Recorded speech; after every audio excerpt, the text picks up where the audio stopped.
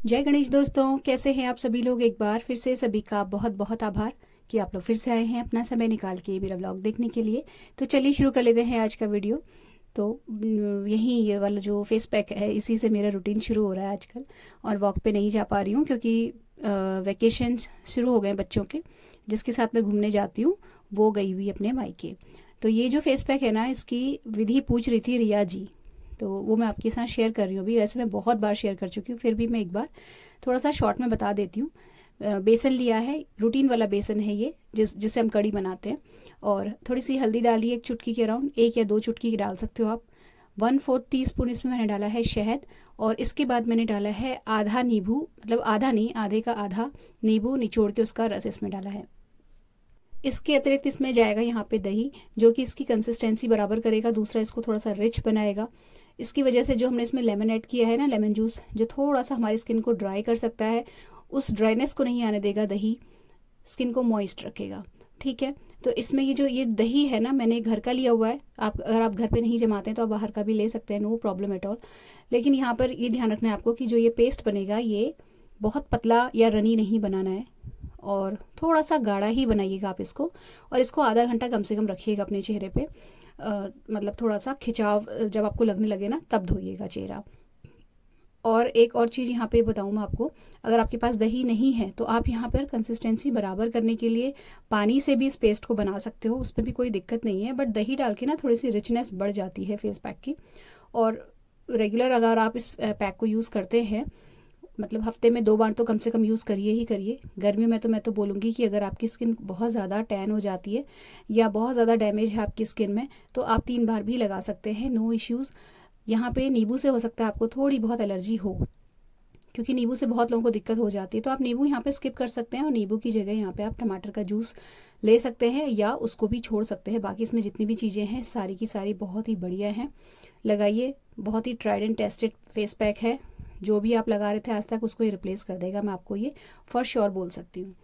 अच्छा, अब मैं आपको यहाँ पे बताऊँ अपने दिन का जो रूटीन है। तो जब मैंने फेस पैक लगा लिया था ना, तो यहाँ पे घर की सफाई मैं कर चुकी हूँ। और जल्दी इसलिए कर रही हूँ सारे काम क्योंकि अगले दिन हमें निकलना है। बिल्कुल अर्ली मॉर्निंग तो नहीं, लेकिन 7 बजे हम लोग निकलेंगे नैनीताल के लिए। और थोड़ा बहुत उसकी तैयारी करनी है, घर समेटना है। क्योंकि ये जो मैं बताया आपको ना, जैसे कि ये जो ट्रिप बनी है बहुत ही ज़्यादा रैंडम से बनी है और बहुत ही ज़्यादा अचानक से प्लान हुई है। ऐसा नहीं है कि हम हफ्तों पहले से इसको सोच रहे थे। तो जब आप हफ्तों पहले से सोचते हो ना, तो आप बहुत सारे काम अपने घर के या वर्क प्लेस के समेट के रखते हो। ये एकदम से बना है और मैं बिल्कुल भी प्रिपेयर्ड नहीं थी ट्रिप के लिए। तो वही है ना कि अब मतलब जाना भी है, इंजॉय करने का भी मन कर रहा है, घर का भी दिख रहा है कि सब कुछ देखना भी है, बहुत सारी चीज़ें हैं दिमाग में। तो अभी फ़िलहाल वॉक वगैरह की तो छुट्टी है। घर ज़रूर समेटने के लिए 1 आध घंटा मुझे मिल जा रहा है यहाँ पे खाली।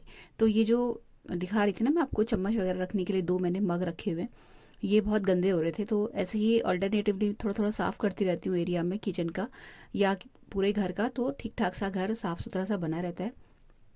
चाय बन रही है यहाँ पे। सुबह मैं जैसे नॉर्मली फ्रूट्स लेती हूँ, अभी नहीं लिए हैं मैंने। बस जो फेस पैक लगाया, साफ़ सफाई की, उसके बाद चाय बनाई है। मेरे हस्बैंड स्टेडियम से आके अब ये कार की सफाई कर रहे हैं। और कार का जो फ्रंट वाला मिरर होता है, ये एक्चुअली थोड़ा सा चटक सा गया था। थोड़ा सा क्या मतलब, अच्छा खासा चटक गया था। और वो जो दिखता है ना दरार, वो हल्की हल्की बहुत ज़्यादा दिखने लगी थी। तो ये जो है लास्ट डे इसको सही करा के आए हैं, मतलब इसका जो मिरर है वो नया लगवा के आए हैं। इसके अलावा कार की सफाई वगैरह ये सब देख रहे हैं, क्योंकि पहाड़ में जाना है ना, तो थोड़ा सा कार भी ठीक ठाक कंडीशन में होनी चाहिए। तो उनका उधर अपना साफ़ सफाई का काम चल रहा है, वो लगे हाथ वहाँ पे गमलों पे भी पानी वानी डाल देते हैं इस तरीके के जब काम करते हैं। और यहाँ पे मैं बना रही हूँ चाय। तो ये चाय हम दोनों ने साथ बैठ के ड्राइंग रूम में बैठ के पी। और इधर का जो लॉबी वाला एरिया है, यहाँ पे जितना भी बिछाने वगैरह का सामान है, मतलब जो ये चेयर कवर में डाल के रखती हूँ, ये सब मैंने धो दिए हैं आज। और इसीलिए धोए क्योंकि मतलब मुझे जब मैं आऊँगी तो शायद 27-28 तारीख होगी, और उसके 1-2 दिन बाद सीधे जो है नवरात्रि ही शुरू हो जाने वाली है। तो थोड़ा इधर भी देखना है। प्लस ये सारा सामान जो फैला हुआ है, ये भी मैं आज ही समेटने वाली हूँ। क्योंकि अब जो पैकिंग का सामान था, मतलब जो गर्म कपड़े चाहिए, वो निकल गए हैं। और बस सिंपली अब मुझे ये सारी चीज़ों को उठा के, मतलब सारे कपड़े उठा के सेग्रीगेट करके बेड बॉक्स में डालने हैं। तो ये काम भी आज ही मुझे निपटाना है। प्लस शॉप पे जाना है, वो अलग। 31 मार्च आने वाला है, क्लोजिंग का टाइम है। तो इस वक्त थोड़ा सा और दिनों की अपेक्षा काम ज़्यादा रहता है। तो फिलहाल पहले तो मैंने ये जो लॉबी के जितने भी धोए थे ना ये सारे कपड़े और जो अपने रूटीन वाले रोज वाले कपड़े हैं, ये लेके मैं छत पे गई, उनको पहले मैंने फैला दिया। और अभी मेरा प्लान ये है कि मैं यहाँ पे बिछाऊंगी नहीं कुछ भी, क्योंकि मुझे जो है मैंने ये सोच रखा है कि जब मैं ट्रिप से आ जाऊंगी उसके बाद पूरा एरिया डस्टिंग करके तब मैं यहाँ पे साफ सुथरा करके तब बिछाऊंगी। तो थोड़ा सा ये रहेगा ना कि फेस्टिवल वाला की नवरात्रि आने वाली है, तो उससे पहले वाली जो सफाई रहती है उसका थोड़ा सा एक फील आ जाएगा कि हाँ मैया आने वाली हैं, तो उनके स्वागत के लिए मैंने अपना जो मेन एरिया है जहाँ से वो आएंगी वो साफ कर दिया है। वैसे भी मैं नवरात्रि के टाइम पे या कोई भी फेस्टिवल होता है उससे पहले कोशिश ये करती हूँ कि जो अपना आउटडोर वाला एरिया है वो खुद से डस्टिंग वस्टिंग कर लूँ और सब कुछ जितना भी चादर वादर जो है वो साफ सुथरे बिछा दूँ। तो इसके बाद फिर मैंने पूजा करी, तो आज थी एकादशी और मंगल भी था आज, तो दोनों ही मुझे मतलब ये जो सुंदरकांड होता है वो पढ़ती हूँ और एकादशी की वजह से श्री ये विष्णु सहस्त्रनाम स्तोत्र है वो भी पढ़ती हूँ, लेकिन काफ़ी टाइम लग जाता है मतलब भगवान जी को स्नान कराने में और वो सब में और सुंदरकांड पढ़ने में, तो फिर विष्णु सहस्त्रनाम स्तोत्र मैंने छोड़ दिया। पुस्तक बाहर ही रखी है जिससे कि चलते फिरते मुझे ध्यान रहे और मैं शाम को जब संध्या करूं यानी कि जब आरती शाम वाली करूं तब इसको पढ़ने के बाद आरती करूं, इसलिए पुस्तक बाहर ही रखी है, नहीं तो मैं कई बार भूल जाती हूँ। अगर आज मंगल नहीं होता, सुंदरकांड पढ़ने में इतना टाइम नहीं लगता ना, तो फिर मैं इसे पढ़ लेती। तो इसके बाद फिर मैंने पपीता काटा और जो एकादशी का व्रत रहता है ना मेरा और मेरे हस्बैंड के अलावा जो मेरी बड़ी ननद हैं उनका भी रहता है, तो जब मैं कभी इस तरीके से फ्रूट्स मतलब खास तौर से जब पपीता काटती हूँ ना तो उनको ज़रूर देने जाती हूँ ऊपर, क्योंकि वो पपीता उन्हें बहुत पसंद है। प्लस व्रत है तो एक ही जगह फल कट गया तो ये रहता है कि चलो इतना बड़ा पपीता कटा तो अकेले तो खाएंगे नहीं वैसे भी, तो मैं थोड़ा सा जो है उनको भी दे आती हूँ 3-4 स्लाइस, तो वो भी खा लेती हैं और टाइम से खा लें, इसलिए मैं काटने के साथ पहले जो है उनको दे आती हूँ। अच्छा, यहाँ पे ये जो आटे का बर्तन है ये धो दिया था मैंने और आटा आया हुआ रखा है चक्की से, और ये थोड़ा सा गर्म था इसलिए मैंने इसके ऊपर नेट लगा के रखी थी। तो ये डिब्बा जैसे ही मतलब सूखेगा ना तो मैं इसको शाम के टाइम पे इसको खाली कर दूंगी और इसके बाद फिर मैं ये जो पपीता कटा हुआ था ये छत मतलब उनको देने गई और लगे हाथ जब मैं ऊपर चढ़ी ही थी तो फिर उसके बाद फिर मैं अपने जो कपड़े वपड़े थे वो भी छत से उतार लाई। अच्छा, लास्ट व्लॉग में ना मैंने बनाना शेक बनाने की मतलब बनाना शेक आपको दिखाया था, ब्रेकफास्ट में हमने वही पिया था, तो उसके बारे में पूछ रही थी, सिंधु नाम है शायद उनका जो पूछ रही थी, तो वो अब मैं नेक्स्ट टाइम जब बनाऊंगी ना तो आपके साथ शेयर कर दूंगी। बहुत सिंपल है वैसे, कुछ खास ऐसा सच है नहीं। ओरली मैं आपको बताऊं तो आपको जो केला है, वैसे 3 केले 2 लोगों के लिए काफ़ी होते हैं, आपको केला जो थोड़ा सा ज़्यादा पका हुआ हो, मतलब बहुत जो टाइट वाले केले होते हैं ना वो नहीं, उसको आपको छोटे छोटे पीसेस में मतलब काट लेना है छीलने के बाद और उसको ढक देना है फ्रीजर में। और जब आपको बनाना है अब मतलब शेक बनाना है तो वो क्या रहते हैं ना वो थोड़े से अच्छे से बहुत टाइट हो जाते हैं फ्रीजर में जम के। बनाने से पहले आधा घंटा पहले आप उनको फ्रिज से बाहर निकाल लेंगे तो वो थोड़े से हल्के हल्के सॉफ्ट भी हो जाते हैं और इतने सॉफ्ट नहीं होते हैं कि बिल्कुल मतलब लिक्विड से हो जाएं, ऐसे भी नहीं रहते। तो इस तरीके की कंसिस्टेंसी में आप उसमें दूध और चीनी डाल के पीस लो और उसमें बस शहद और ड्राई फ्रूट्स ऑप्शनल हैं, डालना है तो डालिए, नहीं तो कोई ऐसा बहुत ज़्यादा वो नहीं है। तो इस तरीके से बन जाता है। फिलहाल मैं आपको बना के प्रैक्टिकली ज़रूर दिखा दूंगी क्योंकि वो बनता रहता है और बहुत बड़ी मतलब उसमें झंझट नहीं है कि मैं उसको बनाने से पहले सोचूं। तो जैसे ही केले पकेंगे ज़्यादा मेरे पास होंगे ना मैं फटाफट से आपके साथ शेयर कर दूंगी। अच्छा, इसके बाद जब मैं कपड़े लेने गई हूँ ना तो ऊपर मेरी मदर इन लॉ और सिस्टर इन लॉ दोनों के कपड़े कई बार सूख रहे होते हैं ना, तो जैसे अगर उनके भी सूख गए होते हैं तो फिर मैं वहीं पर उनकी भी तहा देती हूँ और अपने तो नहीं तहा पाती क्योंकि फिर बहुत ज़्यादा हो जाते हैं कपड़े तहाने के लिए और इस टाइम पे मुझे शॉप पे भी निकलना होता है, तो सब कपड़े तहाने बैठूंगी तो मुझे लेट हो जाएगा, तो मैं अपने नहीं तहाती, उन लोगों के तहा के बीच वाले फ्लोर में रख के आ जाती हूँ और अपने कपड़े ला के नीचे रख देती हूँ। अगर समय होता है तो नीचे आके तहा लेती हूँ, नहीं होता है तो फिर मैं उनको एज इट इज़ छोड़ जाती हूँ और फिर आने के बाद तहाती हूँ। ज़्यादातर मैं आने के बाद ही तहा पाती हूँ क्योंकि इस वक्त मतलब थोड़ी सी भागम भाग वाला टाइम हो ही रहा होता है। और उनके कपड़े इसलिए तहा लेती हूँ छत में क्योंकि वो ना पूरा उठा के ढेर ऐसे ही रख दो तो वो भी अजीब सा लगता है देखने में कि मतलब उठा के रख गई वाला हिसाब रहता है, तो उनके अच्छे से तहा तू के रख देती हूँ। अच्छा, ये जो कपड़े हैं यहाँ पे जितने भी सूख रहे हैं ये मतलब ऑलमोस्ट मैंने आज एक रुमाल भी नहीं छोड़ा था, सारे कपड़े सब कुछ धो दिया था क्योंकि उसके बाद आप 3-4 दिन के बाद ही कपड़े धुलेंगे। और वो जो एरिया जिसको मैंने आपको दिखाया था ना बाहर लॉबी वाला एरिया, उसके जितने भी कवर्स वगैरह धोए थे तो वो भी यहाँ पे सब अच्छे से सूख गए। तो यहाँ पे मैं बिछाऊंगी फिलहाल तो बिल्कुल भी नहीं, जब डस्टिंग वस्टिंग अच्छे से हो जाएगी अंदर बाहर सब तरफ की आने के बाद तो उसके बाद मैं यहाँ पे सब बिछाने का काम करूँगी। नवरात्रि के एक आध दिन पहले, क्योंकि उसी वक्त हम लोग पहुंच भी रहे होंगे। तो इसीलिए मैं ये जो धोने वाला काम था ये मैं आने के बाद भी कर सकती थी, लेकिन आने के बाद ट्रिप के कपड़े भी रहेंगे, प्लस जो अभी हम लोग छोड़ छाड़ के भी जाएंगे वो कपड़े भी रहेंगे। तो इसलिए जो है मैंने ये वाला एक काम ख़त्म कर लिया। मशीन मतलब मुझे मशीन लगानी ही थी, तो एक लोड लगाने की बजाय 2 लोड लगा लिए। तो ये है कि एक थोड़ा सा कंप्लीशन वाली फीलिंग आ गई कि चलो ये काम डन हुआ, और आने के बाद थोड़ा सा रिलैक्स्ड रहेगा। अच्छा, यहाँ पे तहा लिए मैंने अपने भी कपड़े, और रात के सारे जो कपड़े होते हैं वो जगह पे रख देती, क्योंकि आने के बाद ये रहता है ना कि लंच वाला जो काम रहता है वो बड़ा हेक्टिक हो जाता है। बट आज है एकादशी, और एकादशी के दिन मैं मतलब हम लोग लंच तो बनाते नहीं है, क्योंकि हम दोनों का ही व्रत रहता है, हस्बैंड वाइफ का। तो थोड़ा सा ये रहता है ना, एकादशी के दिन बहुत रिलैक्सेशन सा मिल जाता है, क्योंकि ऑलमोस्ट 3 टाइम का खाना मतलब नहीं बनाना पड़ता है। जैसे रात को भी हम मतलब जब व्रत तोड़ते हैं तो सिर्फ आलू सिंधा नमक के खा लेते हैं, कुछ ऐसा बहुत ज़्यादा 56 व्यंजन नहीं बनाते कि पूड़ी कचौड़ी ये सब। बस सिंपली जो आलू होते हैं, वैसे भी इसमें अन्न नहीं खाया जाता है कहते हैं, लेकिन सेंधा का सॉरी वो जो कूटू का आटा और सिंघाड़े का आटा होता है ना, ये सब खा सकते हैं, बट ये मुझे कुछ खास अच्छा लगता नहीं है।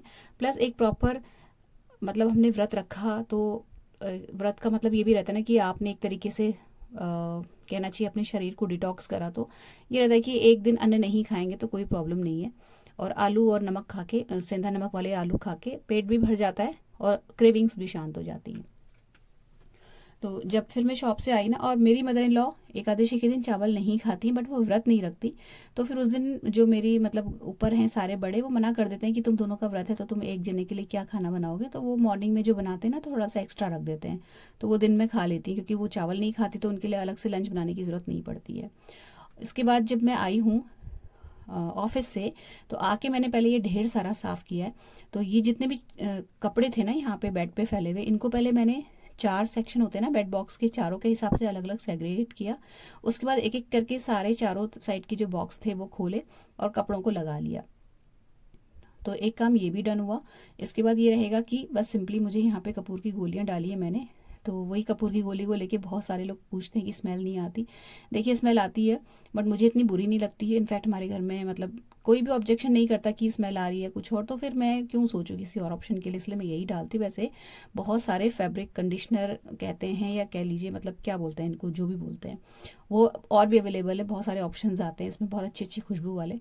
आप नहीं कंफर्टेबल हो तो आप दूसरा यूज़ कर सकते हो, लेकिन ये सही रहता है। और मैंने इतने साल यूज़ होते हुए करते हुए हो गए मुझे, मेरा कोई भी कपड़ा आज तक ख़राब नहीं हुआ, कितना भी महंगा और प्योर का ही क्यों ना हो। बहुत प्योर की जो सिल्क की साड़ियाँ होती हैं और जो शॉल्स वगैरह होते हैं ना, वो भी उनमें भी कभी कीड़ा नहीं लगा, कभी छेद नहीं हुए उनमें। तो यही डालती हूँ, इसके अलावा और कुछ डालती ही नहीं। तो मतलब ये बढ़िया काम कर रहा है। और जहाँ तक स्मेल की बात है, थोड़ा टाइम जब निकल जाते हैं कपड़े बेड बॉक्स के बाहर सर्दियों में, तो थोड़ा टाइम के बाद उसकी स्मेल वैसे ही ऑटोमेटिकली निकल ही जाती है। ज़्यादा लग रही है तो थोड़ा सा डीओ या परफ्यूम डाल लो। तो ये काम ख़त्म हुआ ना, तो यहाँ पे मैंने ये मोटा सा बेड कवर हमेशा डाल के रख देती हूँ, जिससे क्योंकि यहाँ पे कोई सोता नहीं, जब बच्चे आते हैं वही सोते हैं, तभी ये बेड कवर हटता है और यहाँ पे चादर बिछती है। ये जो चादर निकली पुरानी, ये धुलने में चलेगी, तो अब ये धुलेगी आने के बाद। इसके बाद जब मैं आई हूँ वापस किचन में, मतलब मैं यहाँ पे चाय बनाने आई थी ना, तो चाय वगैरह लेके इसके बाद पे मैं यहाँ पे आलू बॉईल करने रख दिए। इसके बाद जब तक ये बॉईल होंगे, शाम की आरती और वो सब होगा। तो यहाँ पे सुंदर वो विष्णु सहस्त्रनाम नहीं पढ़ा था मैंने ना, तो जैसे शाम के भी मैं पूजा करने अगर ये पुस्तक बाहर नहीं होती तो मैं भूल चुकी होती और मैं आरती करके बाहर निकल जाती। लेकिन ये सामने रखी हुई है, चलते फिरते दिखती रहती है, तो 5-7 मिनट में पहले पूजा करने आ जाती हूँ, जिससे कि टाइम से आरती हो जाए। एक कोई सब्सक्राइबर थे, मैं नाम भूल रही हूँ उनका, वो मंदिर के बारे में पूछ रहे थे कि आपको ये कितनी कॉस्ट का पड़ा। देखिए मंदिर जो है ना, ये रेडीमेड नहीं है, मतलब मार्केट से बना बनाया नहीं लिया है, ये बनवाया है मैंने। और इसका जो पूरा डिज़ाइन है वो सब मैंने खुद से ही करा हुआ है, इसका डिज़ाइन, और कारपेंटर से बनवाया है। तो लकड़ी और जो ये माइका होती है ना ऊपर की, वो सब कुछ मतलब हम दोनों ने अपनी चॉइस से ख़रीदी है। और इसकी जो मतलब लकड़ी और माइका वगैरह सब कुछ मिला के जो लागत पड़ी थी, समथिंग 6,000 के अराउंड पड़ी थी। और लकड़ी इसमें जो लगी है ना फ्रेंड्स, वो मुझे अलग से ख़रीदनी नहीं पड़ी, क्योंकि उस टाइम पे हमारी जो शॉप है वहाँ पे लकड़ी का काम ऑलरेडी चल रहा था, तो बहुत सारी लकड़ी बची हुई थी। तो अगर लकड़ी का मैं ऐड कर दूँ तो नहीं कह सकती, लेकिन वैसे मुझे ये 6,000 के अराउंड पड़ा था। बहुत मैंने सोच समझ के इसको बनवाया है, इस तरीके से बनवाया है कि जब मैं बैठूं तो मुझे भगवान जी को तिलक लगाना हो या कोई चीज़ निकालनी हो पूजा से संबंधित, बहुत ज़्यादा स्ट्रगल ना करना पड़े, बहुत ज़्यादा झुकना या बहुत ज़्यादा उचकना ना पड़े, मेरी पहुंच में हो हर चीज़, इस हिसाब से मतलब मैंने सब कुछ मेजरमेंट लेने के बाद कारपेंटर को बोला था कि इतनी लंबाई, इतनी चौड़ाई, और ये सीढ़ीदार मंदिर है, ये मतलब 2 सीढ़ियाँ सी बनी हुई है जिसमें भगवान जी की मूर्तियाँ रखी हुई हैं। इस तरीके से उनकी हर एक चीज़ की मेजरमेंट लेके उसको अपने सामने बनवाया था उससे, कि यहाँ मतलब एक एक चीज़ मेरी नज़र के आगे बनी थी। तो इतना ही इसका जो कॉस्ट था वो पड़ा था। और मेरे मतलब मैंने पूरा अपना हिसाब से बनवाया, इसकी जो ड्रॉर्स वगैरह हैं, कहाँ पे क्या रखना है, वो सब कुछ करके सोच समझ के तब ये बनवाया था। तो ऐसे ही पड़ा था, 5, साढ़े 5, 6 हज़ार के अराउंड पड़ा था, इससे ज़्यादा नहीं। इतने में ही मार्केट में भी मिलते हैं मंदिर। और इनफैक्ट अगर आप थोड़ा ज़्यादा फैंसी लोगे, ज़्यादा उसमें अटैचमेंट्स वगैरह होंगे तो वो और आपको महंगा पड़ेगा, बट हमें इतना नहीं चाहिए था, इतना काफ़ी था हमारे लिए। तो मतलब बढ़िया अच्छा बन गया। अभी भी इसमें एक काम इनकम्प्लीट है, वो हो नहीं पाया, वो है कि इसमें वार्निश नहीं हुई है। जो साइड के पिलर्स बने हुए ना, उस टाइम पे थोड़ा सा बरसात का मौसम था तो वार्निश के लिए प्रॉपर धूप चाहिए होती है, तो हमने वार्निश छोड़ दी थी कि वार्निश नहीं करवाते हैं अभी, जब धूप का मौसम आएगा तब करवाएंगे, और वो तब से रह गई। क्योंकि अब एक वार्निश के लिए अलग से बुलाने में ये लगता है कि क्या ही बुलाओ, छोड़ो, कुछ पता तो चल नहीं रहा। तो जब कभी फिर से काम लगेगा तो इसमें वार्निश भी करवा लूँगी। अच्छा, आरती के बाद ना फिर यहाँ पे मैंने खीर की तैयारी करी। एक्चुअली जैसे नेक्स्ट डे मॉर्निंग निकलना है तो दूध रखा हुआ है, तो वो दूध मुझे ख़त्म भी करना था, बस चाय लायक दूध बचा के मैंने खीर का जुगाड़ किया यहाँ पे। तो थोड़े से ड्राई फ्रूट चॉप किए और थोड़े से मखाने और थोड़ी सी डाली है चिरौंजी, उसे देसी घी में हल्का सा रोस्ट कर लूँगी। और जब ये अच्छे से रोस्ट हो जाएगा, मतलब प्रॉपर भूनना नहीं है, थोड़ा सा क्रिस्पी क्रिस्पी सा, उसके बाद फिर मैं इसे दूध में ऐड कर दूँगी। इस तरीके से जो है खीर बन जाएगी। और थोड़ा सा पेट भी भरा भरा रहेगा, क्योंकि नेक्स्ट डे हम मॉर्निंग में निकलेंगे तो हमारा प्लान है कि हम कुछ खा के नहीं निकलेंगे, क्योंकि खाने के चक्कर में ना फिर वो पूरा किचन फैलाना पड़ता है सुबह सुबह, और वो पिकनिक पिकनिक कम लगती है, वजन ज़्यादा लगने लगती है, क्योंकि अब सुबह उठो फिर बनाओ फिर खाओ, वो झाड़ नहीं चाहिए था। तो फिर हमने डिसाइड किया कि हम कुछ भी बना के खा के नहीं जाएंगे, रास्ते में रोक के गाड़ी कुछ खा लेंगे। तो इसलिए भी जो है अभी खीर वीर बना ली कि अच्छे से पेट भर जाए। और क्योंकि मैंने आपको बताया हम लोग नहीं खाते हैं पूड़ी वगैरह, फ़िलहाल नहीं खा रहे हैं, कभी फ्यूचर में मन करेगा या कुछ ऐसा तो खा लेंगे। तो ये ड्राई फ्रूट सारे देखिए चॉप करे हुए फ्रीजर में रखे रहती हूँ मैं। तो कोई पूछ रहे थे आप में से ही कि आप ड्राई चीज़ें भी रखते हो, तो जिन चीज़ों में कोई ख़राब होने का रहता है ना, वो मैं रख देती हूँ यहाँ पे। जैसे ड्राई फ्रूट्स हैं, कभी कभी यूज़ होते हैं, सारे चॉप्ड किए हुए ड्राई फ्रूट हैं, तो वो फ्रीज़र में रखे रहते हैं। या मैं मलाई का डिब्बा भी फ्रीजर में ही रखती हूँ, क्योंकि मलाई जमा होते होते उसमें हल्की हल्की स्मेल आने लगती है। तो अगर आप फ्रीजर में रखोगे ना, तो आपकी जो मलाई निकलेगी उसमें कभी भी स्मेल नहीं आएगी। आपका घी पकेगा ना तो एक स्मेल आती है ना, वो कभी भी नहीं आएगी। और बस आपको यह है कि मक्खन निकालने से कुछ घंटों पहले आपको मलाई का डिब्बा फ्रीजर से बाहर निकालना पड़ेगा, तब वो मेल्ट होती है और उसके बाद उसका मक्खन निकलता है। अच्छा, यहाँ पे मैंने आपको कटोरी में एक वो पीला रंग का दूध दिखाया था ना, तो वो मैं हनुमान जी को थोड़ा सा केसर वाला दूध का भोग लगा देती हूँ। तो वो दूध मैं मंदिर से उठा लाई थी और वो मैंने खीर में डाल दिया। और यहाँ पे सारे जो रोस्ट किए थे ड्राई फ्रूट वो डाल दिए, इलायची डाल के पकने के लिए छोड़ दिया। अब ये जो नमक मैंने आपके साथ शेयर किया था ना लास्ट वीडियो में, ये देखिए इस तरीके का हो गया है, अच्छे से सूख गया है ये, और बिल्कुल पाउडर की फॉर्म में आ गया है ऑलमोस्ट। थोड़ा सा दरदरा सा पिसा है, और यही इसकी स्पेशलिटी है कि ये बिल्कुल हल्का हल्का दरदरा सा रहता है, तो अच्छा लगता है खाने में। और मैंने ये ट्रिप के हिसाब के ही बनवाया, क्योंकि ये नमक जो है हमारा वापस नहीं आता, ये बंट जाता है वहीं, तो ज़्यादा बनाया हुआ है। तो ये भर लिया डिब्बे में प्लास्टिक की, और कोई डिब्बा मेरे पास खाली था नहीं फिलहाल का, तो राई का डिब्बा है ये, राई खाली करी मैंने और उस डिब्बे में मैंने ये हरा नमक भर लिया। इसके अलावा एक और मसाला जो हम लोग डालते हैं ना दही बड़ों में, ज़ीरा और नमक वाला जो मसाला होता है वो है ये। तो ये फ्रूट्स में अच्छा लगता है डाल के, तो ये जो है ये मतलब बना हुआ था मेरे पास, तो उसको भी मैंने एक बॉटल में भर लिया। तो ये दोनों हमारे साथ जाएंगे। और इसके अलावा हमें कुछ भी हमारे हिस्से में नहीं आया था ले जाने को। बाकी जो खाने पीने की चीज़ें हैं कोई भी बना के नहीं ला रहा है, सब रेडीमेड लेके मतलब खरीद के ला रहे हैं। तो बट गया था सब में कि आप ये लाएंगे आप ये लाएंगे, आप हमारे हिस्से में ये 2 चीज़ें आई थी तो हमने ये रखी। तो जिस कढ़ाई में ड्राई फ्रूट्स सेके थे ना, उसी कढ़ाई में थोड़ा सा घी डाल के फिर मैंने ये आलू छोंक दिए व्रत वाले। तो बस इसको मैं सिंपली इसमें देसी घी में इनको डाल देती हूँ, आलू को हाथ से फोड़ के उबले हुए। बस इसमें सेंधा नमक जाएगा, थोड़ी सी देगी मिर्च जाएगी, और उसको धीमी आंच में भूनने के लिए रख दूंगी मैं। बहुत सिंपल से सादे से आलू होते हैं, लेकिन खाने में बहुत अच्छे लगते हैं। और वैसे भी आप जब बहुत मतलब सारा टाइम आप प्याज लहसुन मसाले का खाते हो ना, तो कभी कभी इस तरीके का बिल्कुल सादा खाना खाओ ना, तो बहुत यम्मी लगता है, अच्छा लगता है। व्रत के दिन तो वैसे भी अच्छा लगता है। तो ये आलू सीखने के लिए रख दिए मैंने। और यहाँ पे जो पानी वाला बर्तन है ना, वो खाली करा है मैंने, क्योंकि अब ये जो पानी है ये मतलब हम लोग जाएंगे तो फिर इसमें भरा हुआ छोड़ के पानी जाना बेकार है। तो इसका जो पानी था जो भी बचा हुआ था वो मैंने एक भगोने में डाल के इस बर्तन को धो के उलट करके जाऊंगी, तो जिससे कि ये रहेगा कि जब मैं आऊँ तो ये मुझे धुला हुआ मिलेगा तो आके सीधे में से भर लूँगी। अच्छा, यहाँ पे ज़्यादातर बर्तन का टोकरा रहता है तो ये एरिया साफ़ नहीं हो पाता है। और अब क्योंकि हम लोग नहीं रहेंगे यहाँ पे 1-2 दिन तक, तो सन्नाटा या सुनसान जब होता है किचन, तब ये जो कि कॉकरोच, छिपकली और इस तरीके के जीव जंतु ना ये ज़्यादा आते हैं। और अगर कुछ स्पिलेज हुआ रहता है खाने पीने का तो और ज़्यादा आते हैं। इस डर से मैं हमेशा किचन रोज़ की अपेक्षा ज़्यादा सफाई पे उस दिन ध्यान देती हूँ, किचन छोड़ने से पहले या घर छोड़ने से पहले। तो वही कर रही हूँ कि अगर जो बर्तन का टोकरा है उसके नीचे कुछ गिरा विरा हो तो वो साफ़ हो जाए, क्योंकि कई बार चाय वगैरह आप छानो या दूध वगैरह छानो ना तो कई बार थोड़ा बहुत गिर जाता है, तो वो टोकरी के नीचे अगर होता है तो नहीं हाथ जाता है वहाँ पे बार बार। इसलिए यहाँ पे सब कुछ साफ़ करके फिर मैं जा रही हूँ, जिससे कि ये रहे कि मतलब साफ़ सुथरा किचन छोड़ के जाऊँ।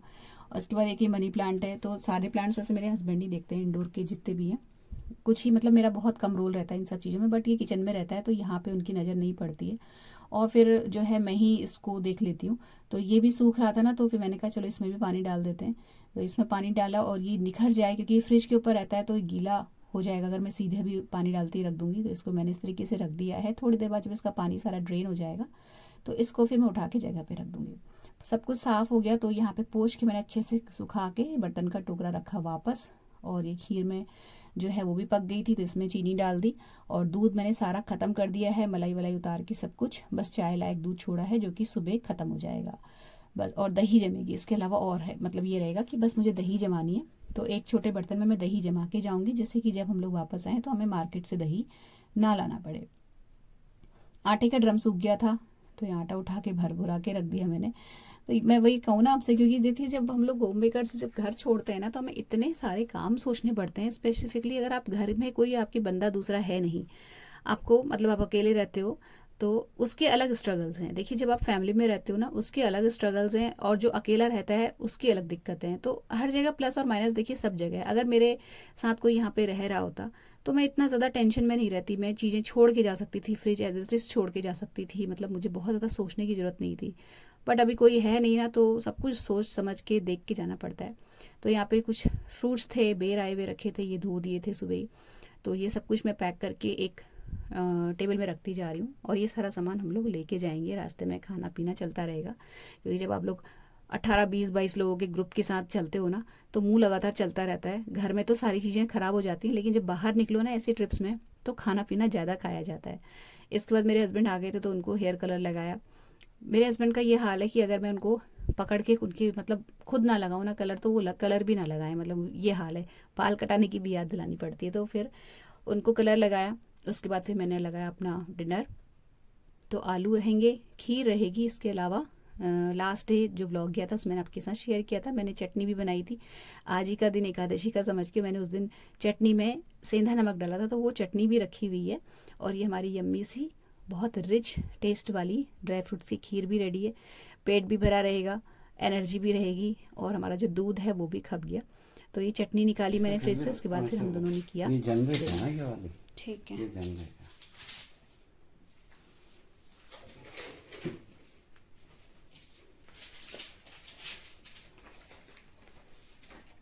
तो पैकिंग नहीं हुई थी, ऐसा पैकिंग थी भी नहीं, 1-2 दिन के ही कपड़े रखने थे।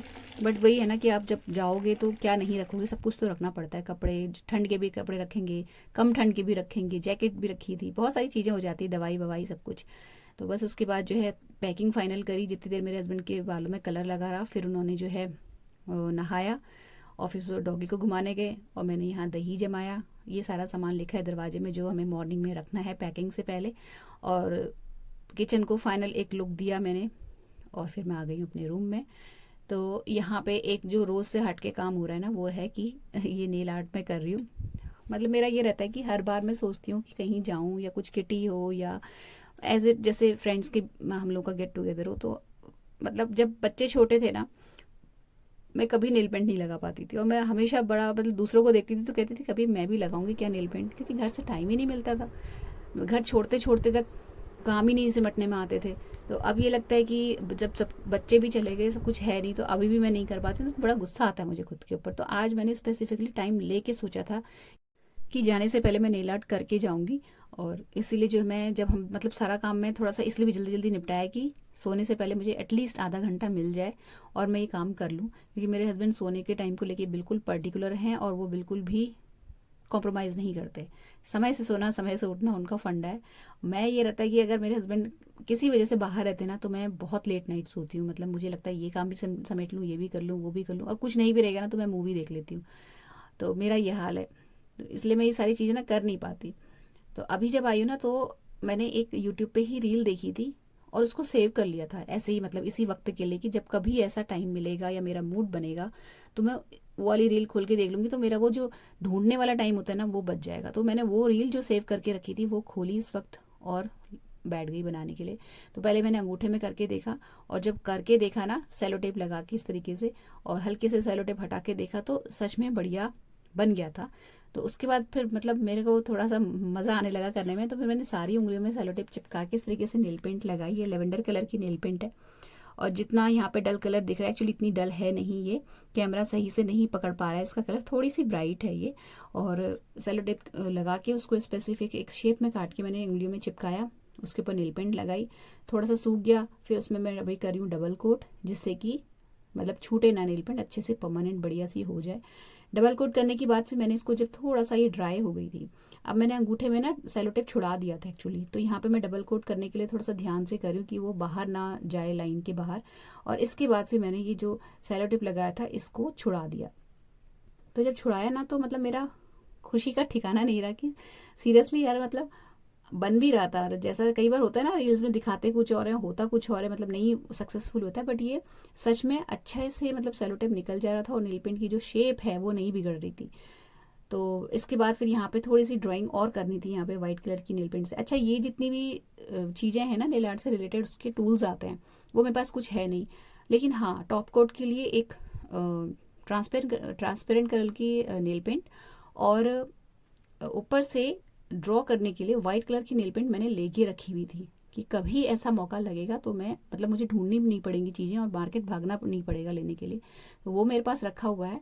तो बस सिंपली मैंने एक टूथपिक ली और शुरू कर दिया इसके ऊपर डॉट डॉट डॉट लगाना। तो यहाँ पे मेरे से थोड़ी गलतियाँ हुई हैं जो कि अब समय के साथ धीरे धीरे मैं इम्प्रूव कर लूँगी, मतलब उनको ठीक कर लूँगी।